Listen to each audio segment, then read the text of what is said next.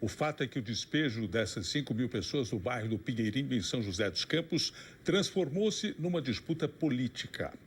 ONGs, partidos, autoridades e até a ONU viram excessos da polícia e também conflito de poderes. Como se trata de uma ordem judicial e não de uma decisão política, o Jornal do SBT foi saber com 3 juristas o que está certo e o que está errado no cumprimento da lei.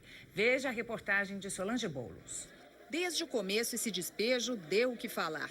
A discussão jurídica deu lugar a uma troca de acusações entre autoridades municipais, estaduais e federais. Em vez de um ato legal, ficou parecendo uma demonstração pública de insensibilidade e precipitação. A desocupação provocou discussões em torno da decisão da Justiça e consequente ação da Polícia Militar no despejo. Acima de tudo, levantou questões sobre a postura do poder público em relação às famílias retiradas da área. O Jornal do SBT consultou 3 juristas especializados no assunto para saber se em algum momento a lei deixou de ser cumprida ou foi mal interpretada. Uma das questões mais polêmicas é correto desalojar 5.000 pessoas para devolver um terreno à massa falida de um especulador financeiro? Pouco importa o proprietário do terreno, né, em si, porque ninguém pode invadir terreno de ninguém. As dívidas são para os credores e não para a massa falida. Em segundo lugar, é que esse imóvel pertence à massa falida. Outro ponto que chocou as pessoas. Era necessário derrubar todas as casas antes que os moradores pudessem retirar seus bens? O prazo, eu diria, ele foi antecipado pela imprensa,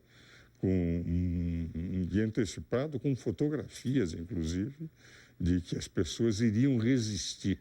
Invadiram uma área que não lhes pertencia, ou seja, a qualquer momento os braços da justiça com certeza os alcançariam. Também se disse que houve um conflito entre justiça estadual, que mandou despejar, e a federal, que mandou esperar. A Justiça Federal, ela só pode decidir sobre questões de interesse da União.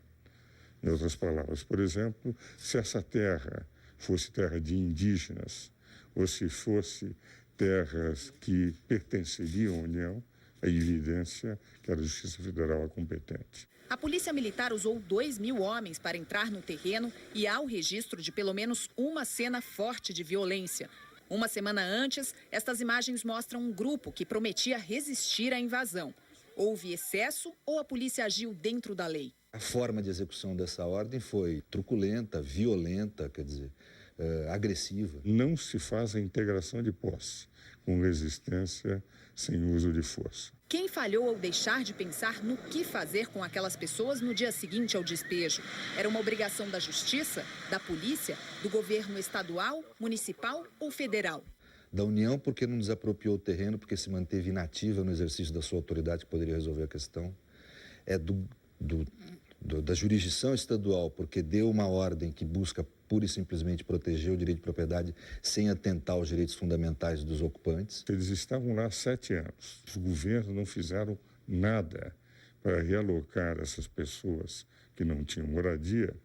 Não é o Poder Judiciário que é o responsável por ter cumprido a lei.